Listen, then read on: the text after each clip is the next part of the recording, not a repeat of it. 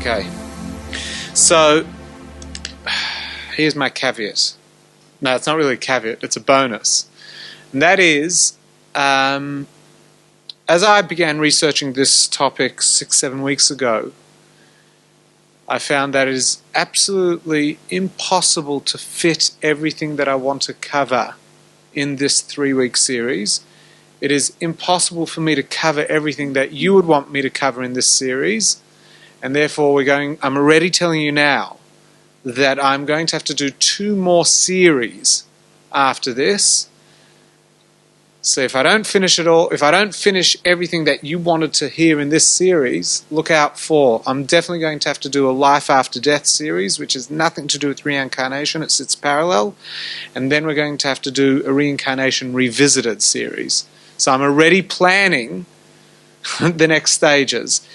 However, the next series after this is a 2-week series, and that is called, some things are better written, not said. The next series is Anger! And we'll be exploring whether or not to express it. But that's for then. Of course, based on the teachings of Kabbala. So, 3 weeks to run through reincarnation is not a lot of time. So, what I've done is put together, for this week, we're going to run through a couple important concepts to do with reincarnation, which will set the stage for the next 2 weeks. So I'm not going to discuss karma tonight. I'm going to touch on it in one sentence. In fact, I'll do it for you right now. The notion of karma in Buddhism is not the notion of reincarnation in Judaism. Covered. Done. That was good. For more, come next week. This week, what I want to actually discuss is the soul. In order to discuss reincarnation, we need to discuss the soul. Because reincarnation, as we know it, is the idea of the soul coming back in another lifetime. What I'd like to cover tonight is, what is the soul? For anyone that has been a part of the Kabbala classes here, I will not be going ad nauseum into the length and the breadth of the soul, only as much as we need to know in context of reincarnation. And I'd like to discuss the purpose of the soul. There we are. And I'd like to get into some specifics and an example of mass reincarnation, because I think that's going to be a little bit exciting. Now, by way of explanation, Transcendental Kabbala is my own term. I made it up. It's not based on anything. I just thought it would be a really catchy name for this new style of Kabbala series. What it is us exploring a topic over a period of time, in this case over 3 weeks, and to do something which is fundamentally required according to our spiritual teachings. The spiritual teachings of Judaism, as encoded in the last 300 years in the subject of Hasidism, requires not only academic knowledge and academic conquest, but also what's called hitbonenut. Hitbonenut is deep contemplative meditation. If we only study tonight the subject matter, we would walk off with knowledge. There would be very little change, and I'm not sure how many people would be wealthier for the knowledge that you've learnt tonight. However, by coupling it with the hitbonenut meditation, not only do you walk off with the knowledge, but we also walk off with some level of connection on a deeper, more profound level than just intellectual ability. And I suppose to launch our Transcendental Kabbala series with reincarnation makes sense, because one of the reasons why reincarnation takes place, and yes, I'm jumping right in and we'll go backwards in a moment, is because the soul requires a Tikun.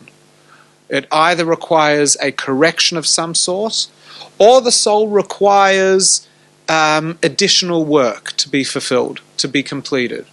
Now, the soul is not an intellectual being. It's not a non-intellectual being, but intellect is a human capacity. The soul charges up the human, but absorbing information academically does very, very little to the soul. However, experiencing knowledge, now we're building a bridge with the soul. The soul is not just knowledge, it is an experience. The soul experiences the infinite and tries to transmit that to the conscious being. The way we reverse our relationship with the soul is by building an intellectual bridge, by building an academic bridge, and then following it on an emotional pathway. And then we start entering the realm of the soul. So the knowledge is to know what the soul is, but the emotion is to feel the soul.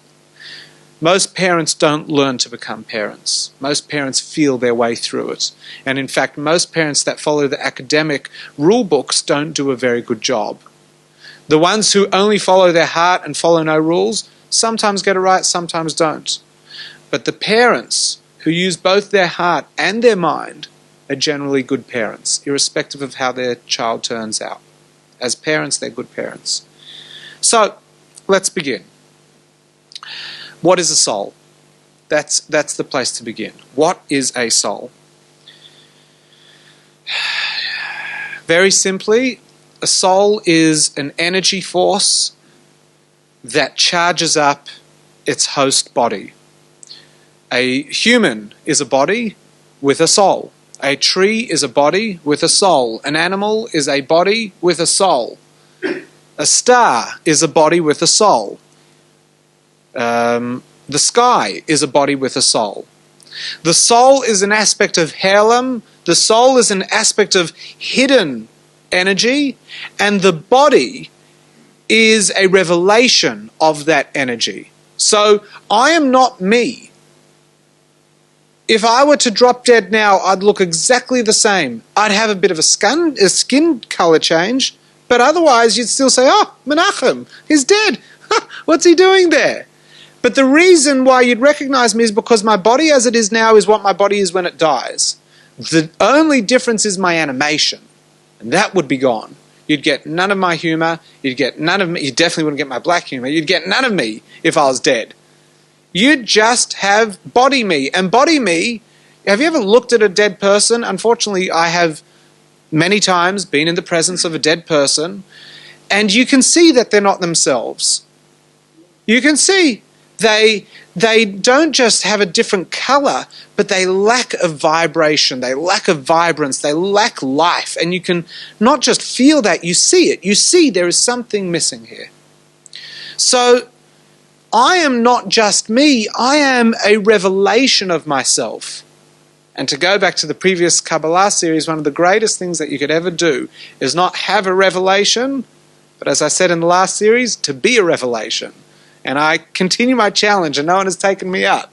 I dare you to walk into the office tomorrow and say, behold, I am a revelation. Don't forget the people who say they have had a revelation. Be the revelation. Stop talking about everyone else's revelations. But I am a revelation, as is everyone else here. You are revealing your essential self, which is your soul. So what is a soul? A soul is the energy that powers up a body, but it is not exclusively there as an energy force for the body. Rather, the body's purpose for existence is to be what is called a merkava, a chariot, a wagon for the soul. What is a wagon? Well, besides the fact that Kabbalistic writing was written before the invention of a car, so they were using the merkava, the wagon as an analogy. But a wagon is this incredible thing that gets you from point A to B only if it's pulled by a horse or an ox or a donkey or whatever animal is pulling it. Without that driver, without that engine, it's nothing. It's just going to sit there stationary. It can have all the wheels and all the spokes and all the incredible design. Without the engine, it's not going anywhere. However, the horse, without a wagon, can only move... Okay, fine, it can move one person, but it can't move all the people. So you need both.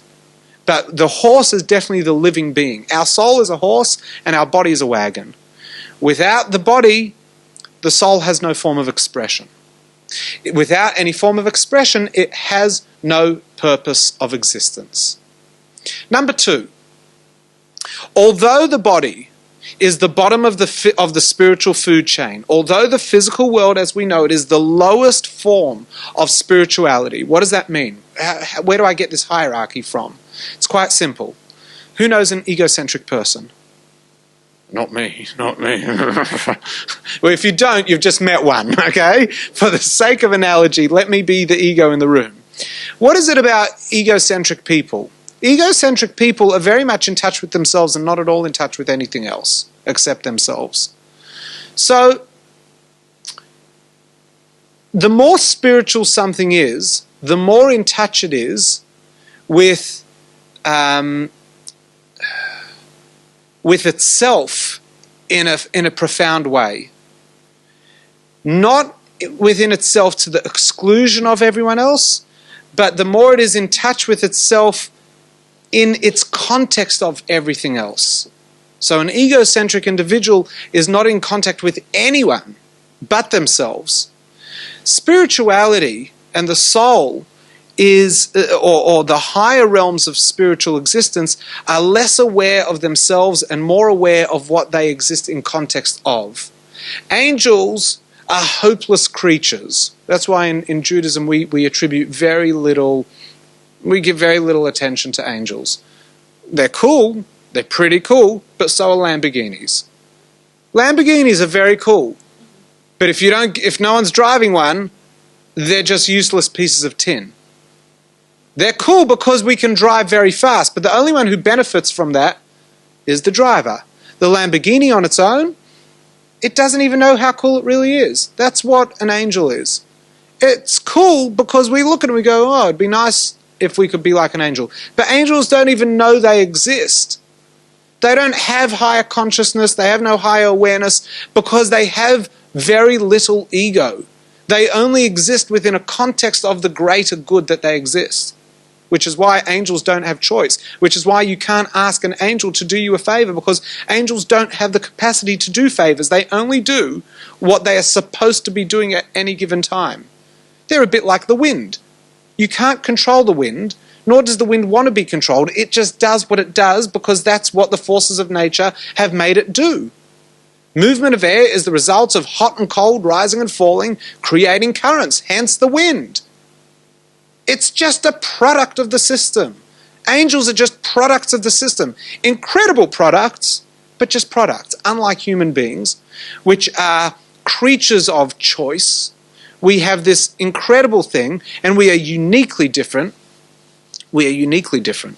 There's a paleontologist and an anthropologist. There's a whole group in Israel. At one of the universities, writing up a paper right now. I read it in the news this week. They're writing up a paper to try to discern as to why 70,000 years ago mankind made this vast right-hand turn and became what we became. Okay, you can spend all your time trying to work that out, but let me just tell you what we are. What we are a unique species. We may look like apes. We may only have one little difference between ourselves and the closest of our relatives in the ape family. Does anyone know what the closest relative, the difference between us and them is? The fact that we can move our thumbs and they can't. Yeah. So I'm a double-jointed ape.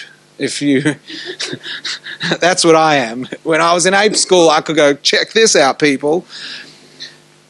The difference between myself and an ape is not my thumb. The difference is that I have a higher awareness of my experience, whereas animals don't have a higher awareness. They have an awareness of their experience, but they don't have the higher awareness. They don't have the context in which they exist. They only know that they exist in a context. But the greater awareness of a greater context, not. So what is the difference between the man and all other creatures is our awareness of something higher, and as a result, the choice that we get to make, whether we would like to succumb to the situation or whether we'd like to rise above the situation. Do we want to behave like an animal or do we want to practice abstinence? That person hit me, I've got a choice. Do I want to hit them back? I'm hungry, I have a choice. Do I want to eat? I'm hungry. Yesterday was a Jewish fast day. I fasted for 25 hours. It's mad. In the Western world, to fast, and not even for health reasons, I didn't drink water. I did it because I could. Pretty tough, pretty cool. So that is what it means to be a person. Because I am such a bizarre creature compared to all other creatures that walk the earth, compared to all other existences in the universe, compared to all other forms of existence in the multiple dimensions, because I am so unique, I need a unique soul. And the sort of soul I have is the soul of a human. I'm not giving it any Hebrew name right now, because, as we're going to discover, I would mislead you if I gave you a Hebrew name. If I gave a Hebrew name, because we're going to discover a number of names. The soul is made up of 5 parts. And this is why I didn't want to give it a Hebrew name. Because the truth is, the soul is a commonwealth of souls. There are 5 critical layers to the soul. Nefesh, Ruach, Neshama, Chai, Yechidah. Nefesh is the base level of soul that animates the body. My nefesh stands at 6 foot. Other people's nefesh are 5'10", 7'10", and anything in between and outside of those. Our nefesh is what allows us to live. Our ruach is what allows us to have an emotion. It gives us emotional capacity. Ruach in Hebrew means spirit. You know, that spirit. When you see a child with a lot of ruach, you say, that's a spirited child. What you're saying is either that kid's annoying you, or if you're a Kabbalist, you'd be saying, gee, there's a hell of a lot of energy in that emotion there. Neshama is from the same root, it has the same root as the Hebrew word neshima, which means breath. Neshama is the capacity of intellect. It's the part of the soul that drives our intellectual ability. Chai is the first part of the soul that's outside of the body. It's an exo-soul, if you will, and it means life, so it's more like a photosynthetic, would that be correct? Photosynthesis form of soul, yeah? Sounds a bit man-made if it's photosynthetic. This is the form of soul that is actually on the outside of us. It's part of the force that keeps the other 3 inside, as I'll explain in a sec. And then the highest form of soul is Yechidah. Yechidah is the same as the root word Yachid, Echad, oneness. It's the point at which a soul is one with the infinite. It's also the point at which we're all one with each other and one with everything else. So it's got 5 parts. I'm not going to go into those too much because we're not doing, this isn't a series on the soul per se as much as it is on reincarnation. But we've explored it in the past, and I promise you we're going to explore it again in the future because it's so vital. However, besides being split into 5 parts, or there are 5 layers to a soul, and 3 of them exist inside of us, and 2 of them outside of us. Can I ask a favour, either of Melanie or Mark, because I don't know who else. I don't know if the heating's on, but can we put it on fan? Thanks, Melanie. So while Melanie's out, I'm just going to tell you a quick sideways, a little segue about the soul, so Melanie doesn't miss anything. Just sideways. The soul. I said the soul is in the body, and there are parts of the soul and outside forces that force the soul to remain in the body. The soul and the body are not a good match. We are not Velcro. We're not a Velcro relationship. Velcro relationship is good because they stay together. The soul and the body is more like an egg in a Teflon pan. It looks good as long as the laws of gravity are in play. As soon as you remove gravity, or you play the game of gravity, so I dare you to play this, especially if you're not the one who does the cleaning at home. Crack an egg into a hot Teflon pan. Oh, it looks like it's cooking, it's going nicely. Then turn around, turn the pan upside down, and you'll magically watch the forces of physics, the forces of nature as explained by physics. You will watch the egg leave the pan. Now, for my next exhibit, I bring you one of those cheap metal pans that you can buy at any good cheap shop. I don't want to name any just in case that's not your cheap shop, but that's your expensive shop. So you buy it at you buy one of those cheap pans, crack an egg, let it cook, and then turn it upside down. Nothing happens. Take it to the sink, scrub as hard as you want. Nothing happens. It doesn't come off. Why? Because it's a perfect shidduch. It was made to stick to the pan. It wasn't made to go into your belly. The notion of Teflon is that the only reason why this egg is staying on the Teflon, the only reason why anything stays on Teflon, is because of gravity. It's being forced onto that Teflon. If you would remove gravity or turn the pan upside down, it would fall off. The soul, if it could, would slide right out of the body. It has no desire to be in the body. It's not made to fit in the body. It's part of the infinite, and you're like shoving it into this finite existence. So just to finish this segue, the only reason why the soul stays inside the body is because there are outside forces that desire that the soul be in the body, and therefore they force the soul in the body in a natural way, so that should the time come for the soul to leave the body, there's no weird repercussions of soul stuck in a body, which has never been recorded. I've never heard of a soul stuck in a dead body. It doesn't make sense. The body wouldn't be dead. As soon as the soul leaves the body, the person dies. As long as there's a soul in the body's still alive. Okay, now I just want to jump deeper. I said that the soul is made up of 5 layers. However, the Arizal lived in late 1500s, Kabbalist, northern Israel, Tzfat. One of the greatest Kabbalists, was dead by his early 40s. Never wrote a thing down. All his students wrote everything. One of the greatest Kabbalistic minds of the last millennium. An incredible genius. He is the father of many, many major thoughts in Kabbala, buried in northern Israel in Tzfat. And he explains, now many of the Arizal's writings are not his own teachings, he just adds little nuance. Those are his chidushim, those are his new micro elements of genius that seem to pull random ideas together.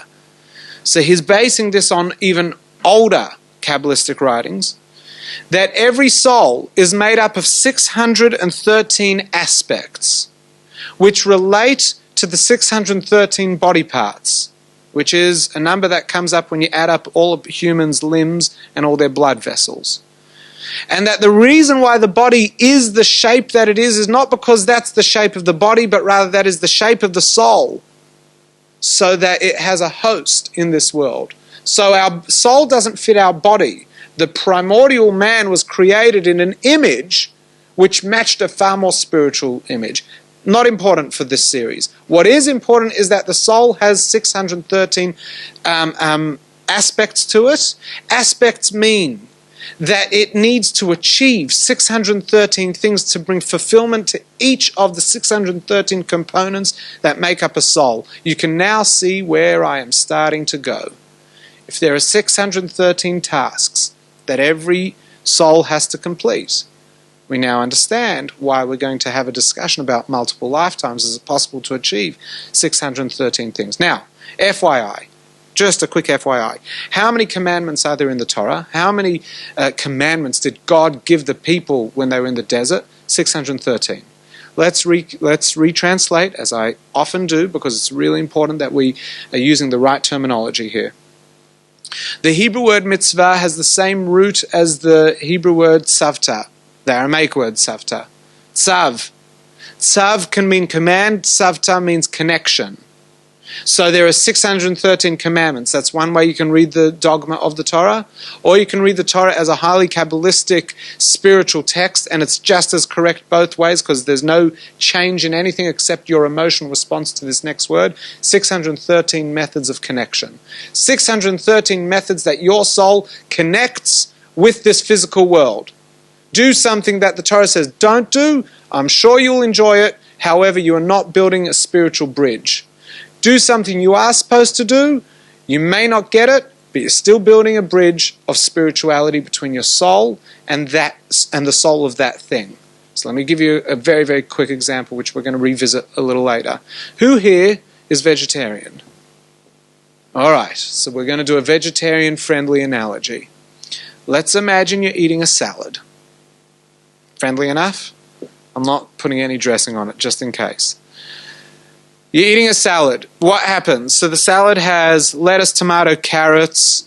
It's got some quinoa. It's got chia seeds. It's got some pomegranate. It's got some kale. I think we're covered with the superfoods. You should be full by the end of this, and if you're not, it's in the mind. But you're definitely having a nutritious lunch.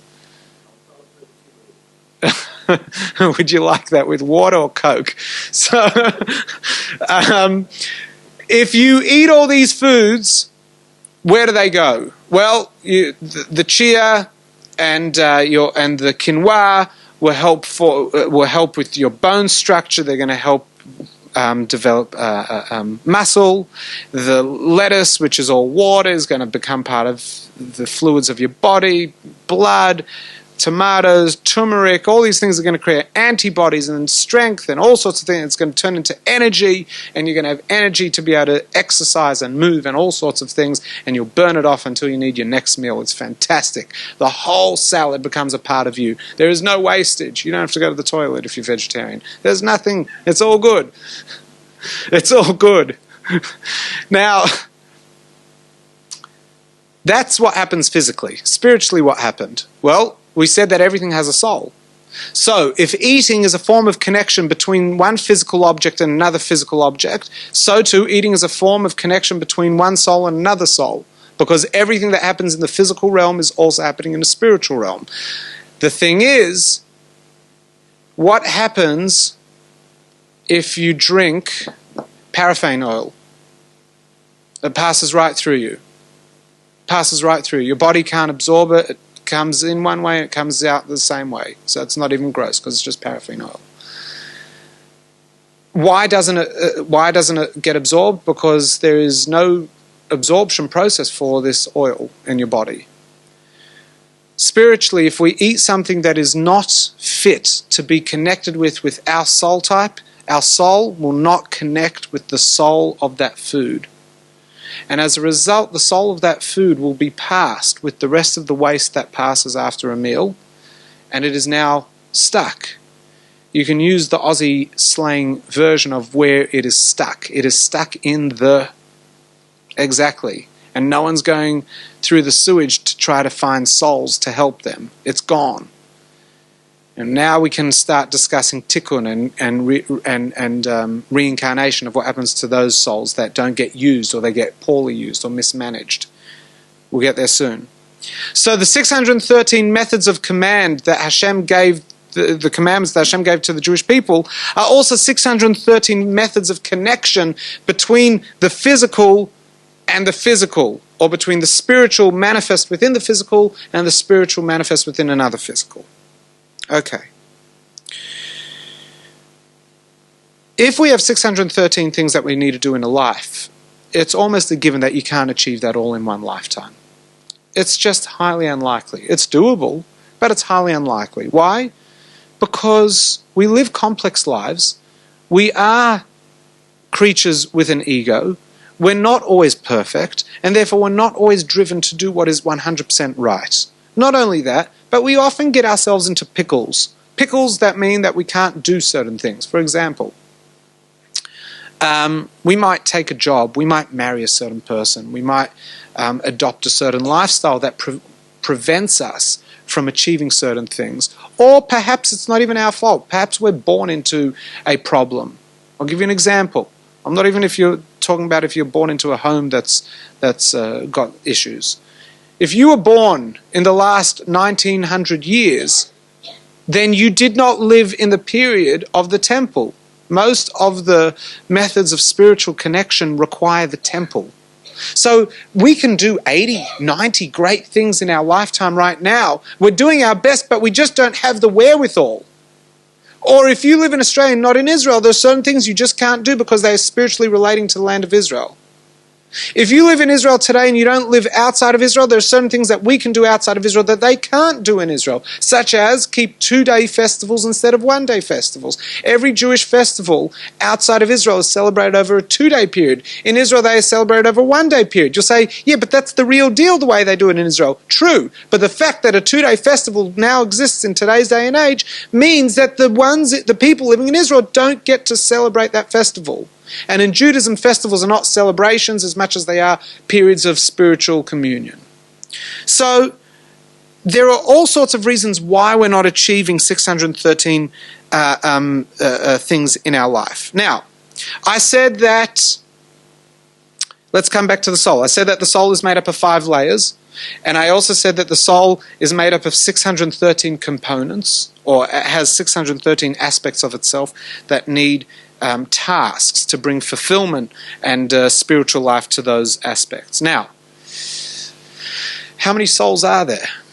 And do they split?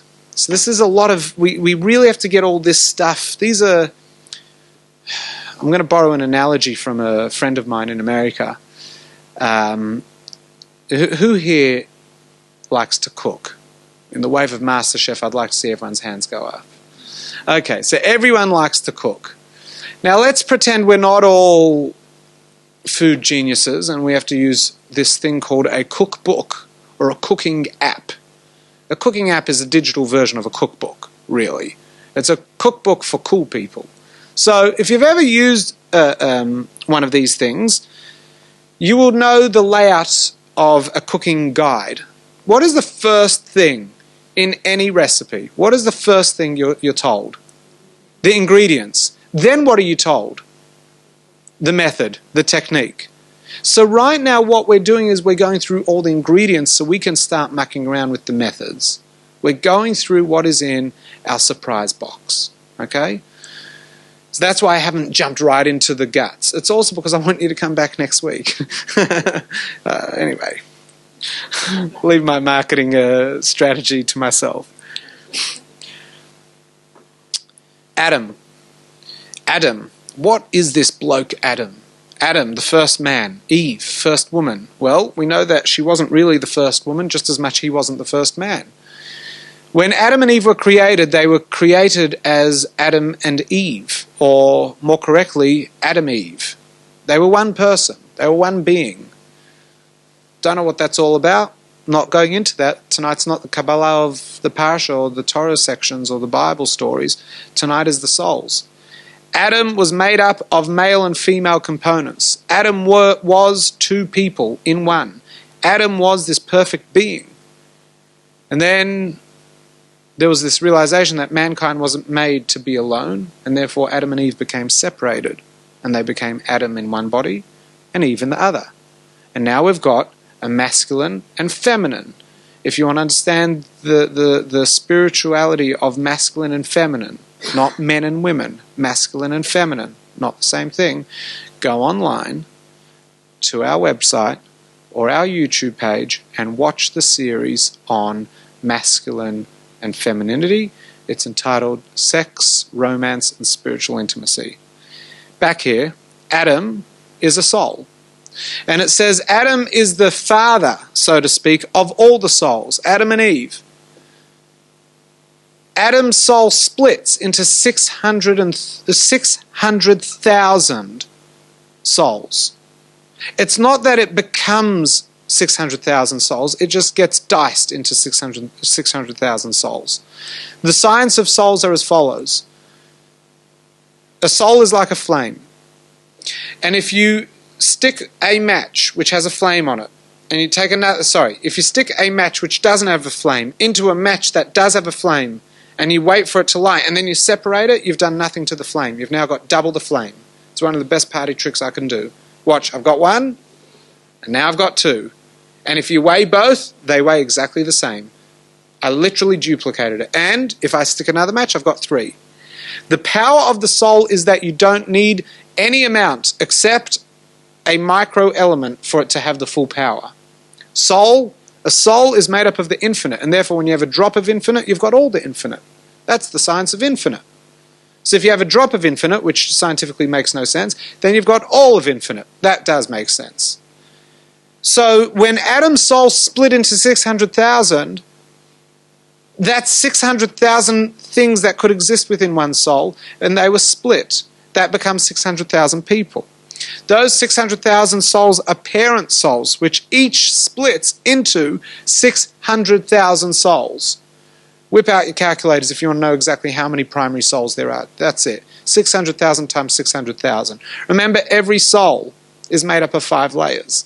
So 600,000 times 600,000 times 5 is going to start telling you a bit about how many souls need reincarnations, because not necessarily does every soul need a reincarnation as much as an aspect of a soul needs a reincarnation, and therefore only an aspect of a soul might be reincarnated, as we're going to discuss soon. So I'm just building this up. Everyone here is feeling really reincarnated because there are a lot of people that need to come back for different reasons. Okay. The reason why I'm bringing this up is to have the understanding that souls can split. And therefore, when the Arizal wrote that a soul has 613 journeys that it needs to travel on, 613 tasks that it needs to achieve, it's possible that not necessarily will a whole soul come down in a reincarnation. I said that there are 5 layers. Let's only talk about 3. Let's leave the top 2, the exo-body souls. Let's leave those out. Nefesh, Ruach, Neshama. It is possible for a Ruach or a Neshama to be reincarnated, not with its own Nefesh, but rather the Nefesh of another. Let me give you an example of that. I'm not going to explore it tonight. I'm going to save that for either next week or the week after. It just depends how quickly we move through the information. The notion of conversion. The notion of conversion in Judaism is that we don't like converting people. Judaism is the only religion in the world, as far as I know, that is anti-conversion. Makes it really hard for people to convert. And it's not because it's a racist religion, but because it is a spiritual system that believes in the diversity of the universe. If everything was the same, we'd be in some serious trouble. We need everything to be what it is in order for us to have a balanced world. We don't need everyone to be of the same religion. We don't need everyone to be the same thing. We don't need every creature in this world to be the same. We don't need consciousness to be the same. We need people to be people. We need animals to be animals. We need plants to be plants. We need stone to be stone. We need nationalities to be nationalities. We need sexes to be sexes. We need the diversity in order for the functionality of the universe and the balance of the universe. And therefore, Judaism does not want people hopping around different religions, because there are different spiritual systems that bring different balances to this world. And if everyone needed to be Jewish, everyone would have been born Jewish. But they weren't. And those who are not Jewish, you will never find an insult in the Torah that they are sinners or we need to go and bring them salvation or anything like that. The Torah is written, this is the path of the Jews, and it is assumed that every other of the 70 other soul types, hold that number for a sec, will have their own form of tradition and will have their own teachings and spiritual systems. Bring that thing back in. 70 soul types, what are you talking about that, Menachem? We've got the 600,000 times 600,000. That was an easy number to fathom. I've got the 5 parts, yep. I've got the 613 components. What's the 70? The 70 nations. There are 70 nations of soul, which means there are 70 families of souls. Now, how are nations? Nations are not delineated by the United Nations, because otherwise we'd have 197 soul families, and we only know of 70. And that's because it's not a geographical, although it is geographical, it's not geographical by war. It's geographical by where a person was born and what the energy of that land is. And it's not by the continents, because then we'd only have 6 or 7, whatever. How many continents do we have? Gee, I feel like I've been out of school for too long. Don't know how many continents there are. I know that Australia is the smallest continent, but the largest island. But I'm shocking with all this. Different areas of the world have different energies.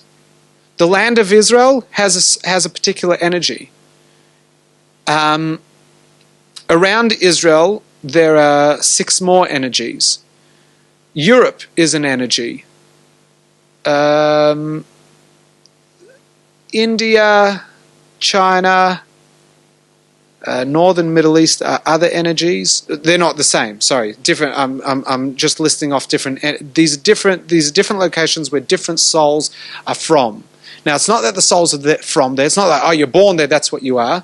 But rather, in the placement of different peoples in ancient days, these were souls that belonged in those lands because they connected with the earth of that land, not because they were all Aboriginal in having their connection with the land, but rather this was on a far more spiritual level, in that their soul type and their land went together infused each other with an incredible energy. Today we live in a world of chaos. We're all a bunch of bastards. Everyone's all over the place. We have no real sense of identity. If you think about it, in the Western world, we really struggle with our own identity. We really struggle. And one of the greatest, as in most tragic things that was done in the history of this country, as I think everyone here would recognize, was the notion of the soul and generation, the idea of removing the identity from children.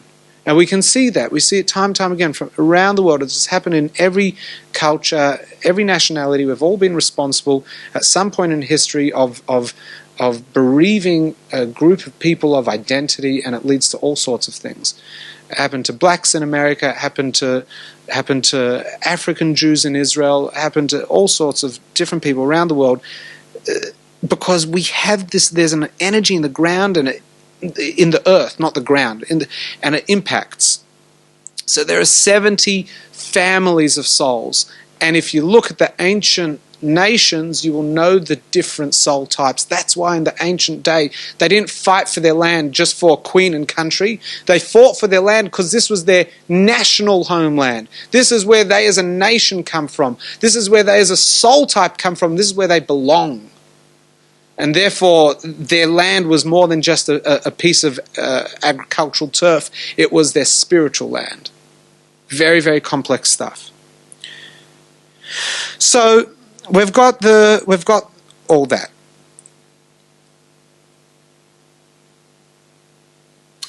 Let's move into how we impact the soul. We understand now that souls split. We understand there are many types of souls. How do we impact our soul? Let's move away from the macro and let's talk more about me, because that's a topic I'm comfortable with. Not you, me. And I hope you're comfortable with me talking about myself. How do I impact my soul? Well, I know that my soul is inside my body. The way I impact my soul is by the thoughts, speech, and action that I partake in, and through my 5 senses of sight, smell, touch, taste, hearing, smelling. These are the ways that my soul expresses itself, and these are the ways that I impact my soul. Depending on what you look at, you'll impact your soul. Depending on what you listen to, you'll impact your soul. Depending on what you think, you'll impact your soul. Depending on how you speak, you impact your soul. Depending on what you eat, you impact your soul. Depending on what you smell, you impact your soul. Everything impacts the soul. The soul,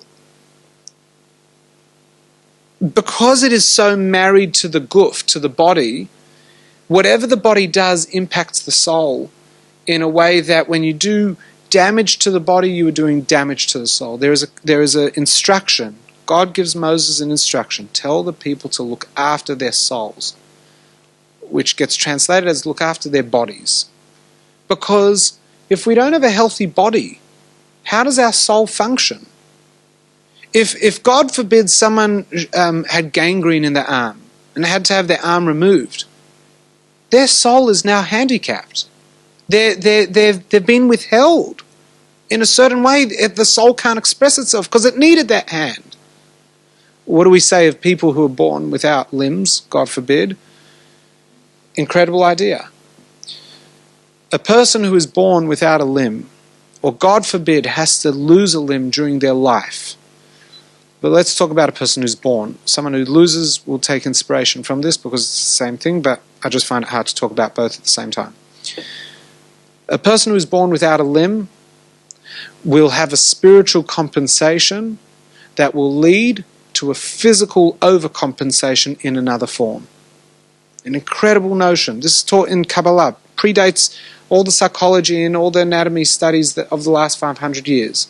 A person born lacking a limb will be compensated with an additional spiritual energy of the soul that will manifest in the physical realm of the person being additionally strong in a particular way that is not normal, which is why some would call people, the late Lubavitcher Rebbe, when he met with soldiers of the Israeli Defense Force after the Yom Kippur War, they were brought to America, they were on a travel, and they were all soldiers who were missing limbs. And the Yom Kippur War was a horrible war. It was a war in which Israel had been attacked from all sides in the 70s, and the country was caught unaware, and there were unfortunately many, many deaths. And there were and it was horrible warfare. 70s was not a time where it was conventional weaponry, but it was not conventional weaponry at all. And so there were these soldiers that came without body parts. They were missing arms or legs, or whatever it was. And they met with the late Lubavitch Rebbe, who was a great mystic. And he spoke to them privately about, some people call you disabled. He spoke to them in Hebrew. Some people will call you disabled. Disabled means you're not normal. It means you're sub whatever the norm is. Normal people have 2 arms, 2 legs and all that. You've got less. That's what disabled means. It's a derogatory term. He said, rather people should call you Mitsuyonim, the exceptional ones. Because you're not like everyone else in that not only can you achieve what everyone else can achieve, but you can achieve what everyone else can achieve with less body. Indicating this reference to the Kabbala that there is an additional energy about someone who has less. So what we see is that there's a very beautiful relationship between the soul and the body. An incredible relationship. And what I do with my body impacts my soul, and my soul impacts my body. So the way I eat physically will spiritually impact my soul. What I watch will change the sensitivity of my soul. What I partake in will impact my soul. So there's no such thing as nobody will know if I just do this crime. It's not about nobody knows. You're hurting yourself. You're hurting your soul. When we do things exceptionally well, we're actually strengthening our soul. Let me put this into clearer words. When a person partakes in a life of meditation on a daily basis, of spiritual introspection on a daily basis, of spiritual context for themselves, of ego abnegation, of practicing selflessness, not only will they find it easier, but they are strengthening their soul, and that's why they find it easier. Have you ever noticed people who are commonly good at being nice to people seem to find it quite easy? It's because they have not only, they haven't developed a habit, they have built a very clear method for the soul to be able to express itself into the life of the person. So the way we live and the way we do things does stuff to our soul. If we do something wrong and it damages the soul, or it taints the soul, or it prevents the soul from achieving something in this world, and then the person passes away, enter the topic of reincarnation. Ready to begin? There is this idea of Tikun. Tikun means fixing. Letaken is to fix. Letaken olam, to fix the world. Tikun is correction. Now, there are a number of ways that a soul can go through correction. And it depends what the soul needs correction for. It's a bit like if you're in a car if a person is in a car crash. If a person is in a car crash and there are a couple of minor dents and scratches, you take the car to the panel beater, and with a bit of bashing and heat and all that, the car comes good. However, sometimes the damage is so bad that replacements are required. Got to order a new engine. Got to order a new water pump. Got to order a new wheel. Got to order. Why? Cannot fix this. We're going to have to bring a new part on. What's the difference? Well, besides $1,000, it's that in one, there was enough to work with and fix. In the other, it required a whole process of operation. The notion of heaven and hell in Judaism is very, very different to heaven and hell in Christianity, and is different again to similar ideas in other religions. Heaven and hell are both wonderful places, they just do different things. Hell is like a hospital, and heaven is not. It's like a palace. In that heaven is a place that the soul is able to experience the bliss of the oneness. There's no tall grass, and there are no fruit trees, and there are no people, or anything like that. Heaven is not a good version of earth. Earth is a good version of earth. Sometimes it's not that good. Heaven is a timeless, spaceless concept of where the soul can experience oneness. It's called bliss. There's no food, there's no pleasure, not in the physical form of pleasure, but rather true pleasure. What is pleasure? I love this example. You know what pleasure is? Crass form of pleasure of when you're eating food that you love and you go, oh, how good is that? That's a moment of pleasure. It wasn't the food. It was a moment of connection with the inner self. That's pleasure. So imagine the soul didn't have the shackles of the human life or the human needs. It would be experiencing pleasure in that it is getting in touch with its inner self, which is the infinite. That's pleasure. What's hell? Hell is a panel beater. You need to fix a couple things before you can go into the state of bliss. The soul's not right. And if the soul is not right, we're not talking about physical panel beating, bashing it into submission or anything, but if the soul's not right, it's got aspects of identity that it's still holding on to from the human life, aspects of ego. So it's just like picking out the little shards and fragments of ego or whatever it is that exists. And you know what hell is? There are so many types of hell. Gehenna. What's Gehenna? Hebrew for hell? I'll tell you one version of hell. There's so many different types. And you're going to say, if that's that bad, I'm not that scared, which is why Jews, we're not really scared of heaven. We're not scared of hell, and we're not excited about heaven, because they're both lofty concepts that we don't relate to. But just quickly, one version of hell is gold class village cinema. I don't know if you've ever been there, but that's hell. What are you talking about? You're talking about the comfortable chairs? Yeah. I once got a sore back because I fell asleep for 4 hours on one of those. Yeah, those are pretty hellish. Or the popcorn? Yeah, they get stuck in your teeth. That's yeah. I would hate to live like that, especially with the wine. Ugh, get rid of the wine. The only problem in hell is that the movie's you. And not only is the problem that you're watching your own life on the screen, but you're also the actor. You're both the watcher and the actor. One notion of Gehenna in Judaism is that you watch and perform the things that you did wrong in your lifetime as a soul, not as a body. So I don't even know what I'm saying right now, because how do you do something without a body? And the things that you do wrong as a soul, you are aware that these are wrong things. And nobody's giving you an explanation as to why you're doing these things. So, like this. I don't like that. I don't like the pain. But imagine I was told, do this, and I didn't have a choice in the matter, and I kept doing it. Why am I doing it? Nobody's saying anything. So I'm doing this, and I don't enjoy it. It makes no sense to me, and I'm still doing it, and I'm also watching myself doing it, wondering, why the hell am I doing that? That's hell.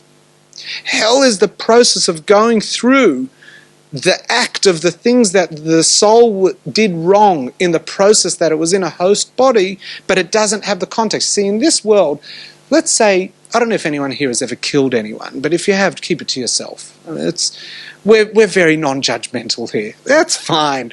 Killers welcome. After hours, preferably. When a person kills someone else, I'm going purely based on what friends have told me. When a killer kills someone else, when a killer kills, there must be some benefit there. Whether it's the joy of killing, or it's the removal of an enemy, or whatever it is, there's a purpose there. I don't know if anyone here has ever swindled someone else in business. You probably didn't call it swindling. You would probably called it, you avoided being cheated by the other person. But when a person swindles someone else, in their own mind, that no one swindles for the sake of swindling. You do it because you think you're right and you're entitled to that money or whatever, that product or whatever it is, and that's why you do it. The soul looks at it as raw facts and goes, that is so wrong. What's going on here? Why am I doing this? Why am I swindling over and over and over and over again? It's Groundhog Day. Where's Mark? It's Groundhog Day. I say Mark because Mark used the phrase in the office, and I've never watched the movie, but I always refer to it because everyone always refers to it. So it's Groundhog Day. Pardon? I'm sure it's a good movie. I'll put it down on the hot list of all the good movies that everyone's told me I have to still watch. And as you can see, I can get by without it. I can still invoke it. You all go, Groundhog Day, tappy, that's right. And we're all happy. So the soul goes, that's hell. But let's say the soul was involved in a particular act that heaven or hell have nothing to do with this. The soul needs to come back down to create a correction within itself. Or it was in context of a relationship with another person, in which case it needs to relive the situation with that person and make sure to correct itself. The only thing is, we don't know what our previous lives are all about. Which is why we have to live the best we can, because we have no idea what we're trying to achieve here. I don't know. Maybe in some previous lifetime, we all were sitting together and someone here did something wrong. And this is some sort of tikkun. I'm not saying this as a completely, well, that's a bit of a weird hypothetical. It's very possible. Let me explain. Let me give you an example I referenced earlier of mass reincarnation. And when I finish this, we're going to go into our Hitbonenut meditation, okay? So a couple more points and then we move into Hitbonenut meditation. What I'm about to tell you comes from the writings of the Arizal, again, Kabbalist from northern Israel. He said, his students wrote, that, so he was born around 1570s, 1573 or something. He said, between 1573 and 1600, he said that the 500 years of challenge to the Jews is now over. There will be no more suffering for the next period. Because the suffering that was required has now come to an end. Every soul that needed what it needed has got what it got. That's not a quote, I'm paraphrasing just to make it sound a little more poetic. What I'm about to tell you is only from a Kabbalist. Nobody has a right to ever explain tragedy, and you can't infer from one interpretation of a tragedy to another tragedy. That's number one. Number two is I have no idea what I'm about to tell you, except for what I'm about to tell you, but the deeper meaning and how did he know, I'm not getting into that tonight. Now I've set myself up. He said that the 500 years of suffering has come to an end. What 500 years was he talking about? Well, in the 500 years preceding 1573, we've got 5 or 6 major crusades. We've got Spanish Inquisition. We've got the expulsion from England. We've got Jews all over Europe and Northern Africa being persecuted, killed, tortured, forced conversion, everything. And it goes on for 500 years. 500 years of torment. That's a bloody long time for nobody to be able to raise a child with the idea that all will be fine for this child. That's a long time. Imagine you had a child and you said, well, it's good right now, but the chances are this child's not going to live a full life because it will probably be killed due to persecution. That was 500 years. Now, yes, there were windows, 70, 80-year windows, which were good in Spain. But if we look at a whole 500 years across Europe, there were no good times. There was always a problem going on. There was always a persecution. And then it all stopped. It all seems to have come to a stop. And then there was this long period of calm. We have the Renaissance. We've got the rise of philosophy. We have dogmatic religion really taking a bit of a back seat. And we see all sorts of good things rising to the top. There's still problems, and of course there's still hate. But the notion, Poland becomes this salvation for Jews. Russia is slowly becoming a developing country. By 1600s, developed. And Jews are mostly safe in Europe. Not a great life, not necessarily with lots of rights, but nowhere near the forms of persecution. That returns, but there's a period of calm. The Arizal writes that the 500 years of persecution is as follows. In the first temple period, 2,500 years ago is when the first temple was destroyed.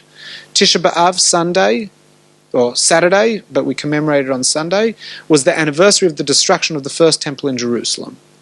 For 400 years that temple stood. For that 400-year period we've got the kings of David all the way through to Nebuchadnezzar, the king of Babylon, coming and sacking Jerusalem and destroying Jerusalem. In that 400-year period, the Jews of Israel, as the rest of the world, lived in an extremely spiritual place. The whole world was religious. The whole world wasn't just religious, there was very little dogma. It was a spiritual world. It was a world of prophets, it was a world of mystics, it was a world of incredible worship of gods was nothing like we do. Over there, it was an incredible spiritual experience that every yukul, every single Tom, Dick and Harry could imbibe in spiritual awareness and enlightenment. And the Arizal says, and this is well known in the Talmud and all the commentaries, that most Jews left the faith and joined all sorts of other cults and religions. When I say cults, I don't mean cults like modern day cults. I'm talking about religious cults, movements. And as a result, there were only 7,000 monotheistic Jews left. I don't know where that number comes from, but I'm just quoting. 7,000 monotheistic Jews. And as a result, all the millions of Jews were either they were killed or they died of old age, whatever each individual's was. They went up and all of them needed a Tikun. They all needed a fixing, a correction of the soul. Based on, remember what I said before about each soul belonging to its own soul system and its own spiritual system. And they needed to come back. And they needed to have a Gilgul. They needed to have a cycle. Galgal is a wheel. They needed a cycling of the soul. It needed to come back down, relive its life, and go through a process that would create a tikkun. And what was that tikkun, writes the Arizal? This is scary stuff. I would never have the guts to say this on my own, and that's why I had such a massive preamble. What was the tikkun? That for the next 500 years they were the souls that would be born and be persecuted and uphold their religion and die for their religion instead of succumbing to another religion.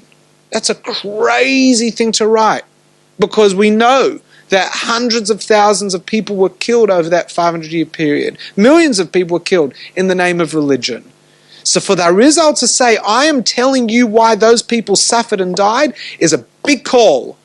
Big call. And that's why I say no one has the right, no one can dare to say, well, if that was the case there, so too that must be the rule in any other human tragedy that happens. The Arizal was writing, the man was a mystic, no one questioned him, he was a very sensitive individual, and I suppose with history on our side, we've got 500 years distance between him and us, we can look at this academically, and that is a very, very complicated idea. I don't want to get into the judgment of what the Arizal says. What I want to point out, and it introduces information for next week, is that we see that things from one life carry through to the next life. Some would call that karma. I'm not going to call it karma, because we're going to explore karma next week, and we're going to see that while it's karma colloquially, it's not karma at all, according to the teachings of the East. But what we can see is that we don't live life from point A to point Z, or from 0 to 9. But rather, we live life from number 21 to 32. There are a whole lot of numbers before, and there are going to be a whole lot of numbers after. Our life as we know it today is just a juncture in an ongoing cycle of lives. Next week we're going to explore these cycles. Further, we're going to discuss how many times could we come down? And can we know who we've come down with? And can I come back as another form? Can I come back as a woman? Now, there's a famous teaching in Kabbala that says that women don't get reincarnated. They don't get reincarnated. So what does that mean? You're all a bunch of, that half the people in this room are new souls? How's that possible? We know that there are only a few new souls. We're all old souls. You know, people go, oh, look at that child, it's an old soul. In our teaching, that's an insult. If you're an old soul, that means you've been round a few times. You don't want to be an old soul. You want to be a new soul. Oh, such an old soul. Like, no, not my kids. They're new. They're pure. Leave them alone. They've not tainted. We're all old souls. We're all, because there are very few new souls. New souls are reserved for specific needs. All the new souls were born already except for a few, which means that we're all old souls. But it's not necessarily that we're tainted. It's just that we haven't achieved everything in one life, so we've come back, unless there's something that needs fixing. So tonight we conclude knowing that there is Gilgul, reincarnation, because we need to continue our journey. And then there's reincarnation because of Tikun, because we need to fix something in a previous. We want to know, in what way do the previous lives impact our life now? And should we be even worried? Maybe we don't have to worry. Number two, we want to know, how many times am I going to come back? And can I come back in another form? And what about not a woman as a man or a man as a woman? And of course, because women's souls are able to split, and if you were and go back and watch that series online, you'll discover that every male soul is a juxtaposition of feminine and masculine, and every feminine soul is a juxtaposition of masculine and feminine. So souls are able to split. We know that. We know they can split, so maybe it's just aspects, but the feminine aspect never comes down, but we'll discuss that another time, like next week. But we also want to know, can I come back as an animal? And can I come back as a plant? Can I come back as a star? Do I come back as a fish? And what do all these different things in our religion mean? Are the fish good? Because we know that on Rosh Hashanah, we go and we pray near the water where there are fish. Why? Because we say that the fish are the reincarnation of the righteous. Why would I want to come back as an animal? Sounds like the way I began, that humanity with the higher consciousness is the greatest being. Why would I want to come back as an animal? So we're going to have to explore all that. And maybe I don't want to come back at all. And if I don't come back at all, will I ever come back? And what about my loved ones that I lived with? Are they going to be with me? Now, I'm not discussing you're going to be with your loved ones in the afterlife. We'll save that for the series when we talk about life after death. But if you come back now, are you with the loved one or are you not? So these are the things we're going to discuss, and possibly in the last session we will also discuss the notion of children dying. Is that the end of the line for the soul? Is that some sort of significance that we need to be aware of in context of reincarnation? And of course I'm only going to discuss in context of reincarnation, otherwise it doesn't belong in the series. I was going to say, or not. So the answer is, of course, yes, but we're going to have to explore that in the third session. So, we've covered a lot of information. It's now time to breathe. So, sit close to the mic. And you can have your eyes open or closed at this point. I'm going to guide you shortly, and of course we'll close our eyes. But just so that we can put it out of the mind, because I want to remove as much distraction as possible, I'm going to stay back after the meditation for some questions. So if you do have a question, just suspend it.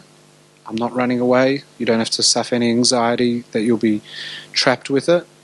And we'll answer that after. But for now, let's just take a few deep breaths in. And after 2 or 3 breaths upon exhalation, I want you to close your eyes. So your breathing right now should be audible enough that the person next to you can hear you.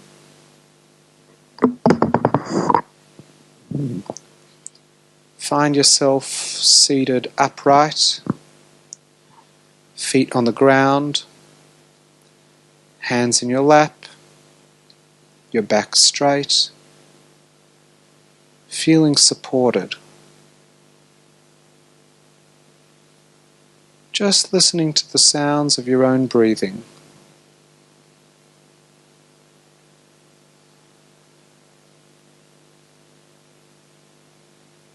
As you breathe in and out, become conscious of the fact that you're taking air from outside of yourself and drawing it inwards.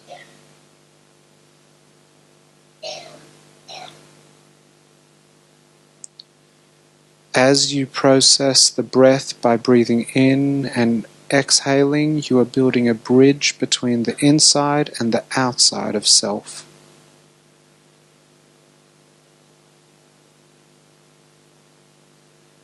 So as you breathe in, there's air outside, there's movement through your nostrils, your windpipe, and your lungs, and thus the oxygen spreading through the body.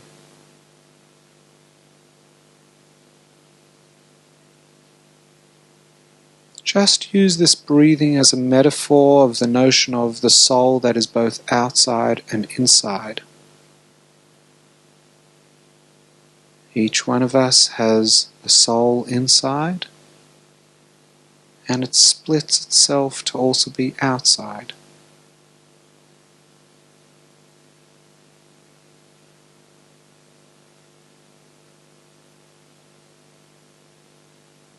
Just check in and see, how are you feeling and what emotions are you experiencing right now?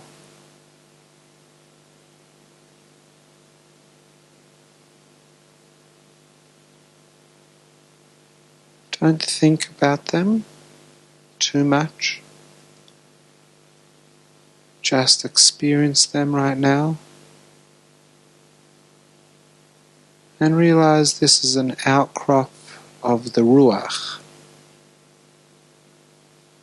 the aspect of our soul that allows us to experience emotion and feelings. It is our spirit.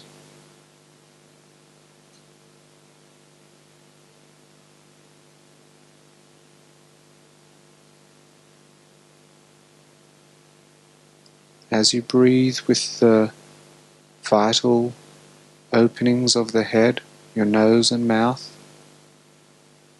just consider your feelings and emotions by using your mind.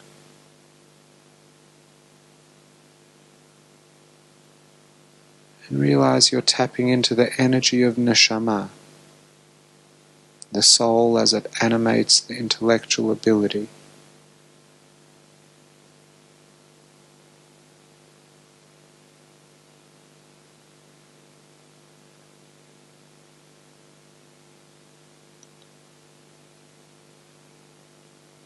Appreciate that these two elements of your soul are constantly being fed a natural energy from the Chai and Yechidah, which is outside of self, a flow of energy into the body. If you want, you can use your breathing as a metaphor to help relate to the idea of life from outside flowing inside.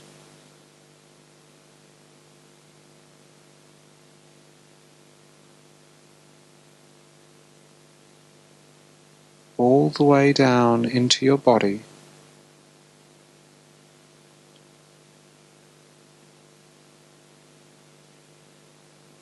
Just do a scan of vitality from your head to toe and realize how every limb in the body is alive right now.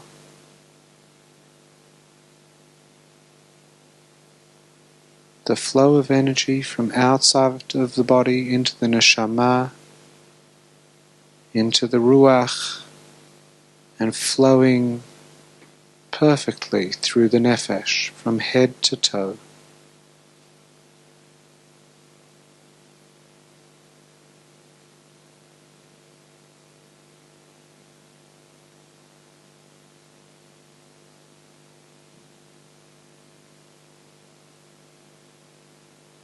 And so as we live right now, and we're experiencing our soul, develop a feeling of love for the soul, for the part of self that is alive, allowing you to experience life, allowing you to breathe, allowing you to experience.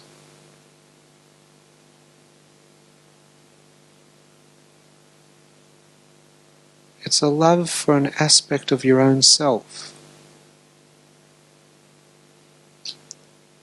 but not an aspect of self like ego, an aspect of self that seems to be connected to an infinite goodness.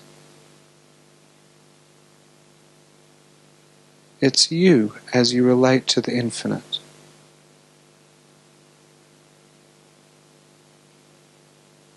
Which means that each one of us is a conduit for life and for good.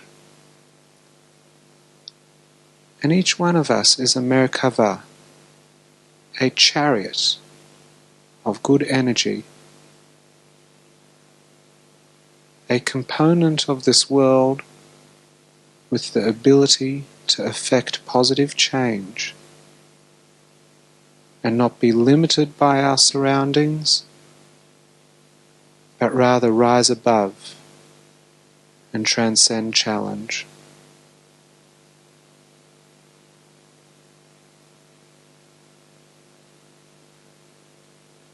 So just spend these last few moments considering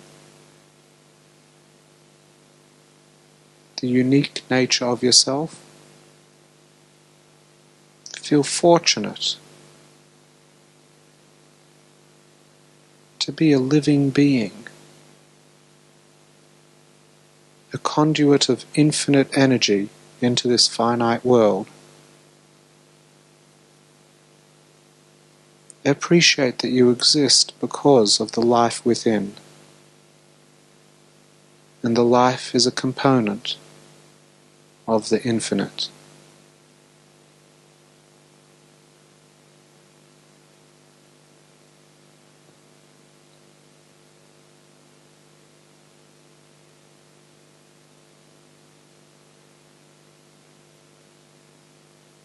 Just come back to your breath now.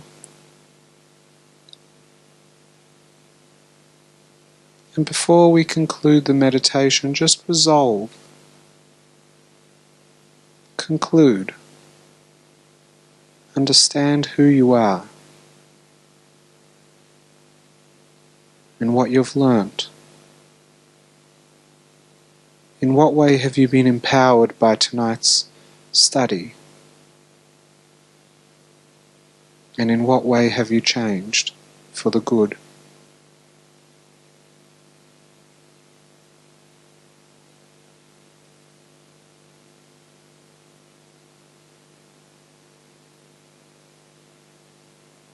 So with one final deep breath, nice deep breath in, hold it, let it go. Just become aware of the point of contact between your seat, your feet and the floor, your back and the chair. You're sitting in Spiritgrow. Take a final breath, and when you're ready you can open your eyes. And I'll just ask everyone to sit for a moment. The most important component of meditation is always that silence afterwards.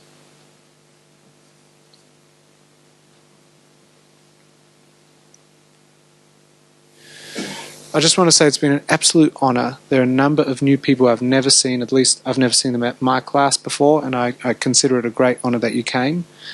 And if you have never met me, my name's Menachem. I'm the director of Spiritgrow. I'm one of the rabbis here, and I'm sorry for not introducing myself in the beginning. Have a great night. Are there any questions? Mark?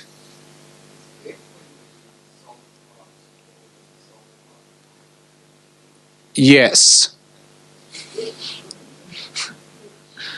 Correct. Both. The soul departs when it needs to depart, and the soul departs when it has to depart. The soul leaving the body is a ripping process. The soul is ripped from the body, because even though the soul is Teflon-y, if you've ever cooked with Teflon, like I have, there's still always a residue. So as much as the soul doesn't want to be in the body, the soul still on one level does want to be in a body, because it realizes it can achieve nothing without a body. So it has to be ripped from the body. On the other hand, it leaves without much coaxing. On the other hand, it has to be pulled apart. So I'm not going to get into that.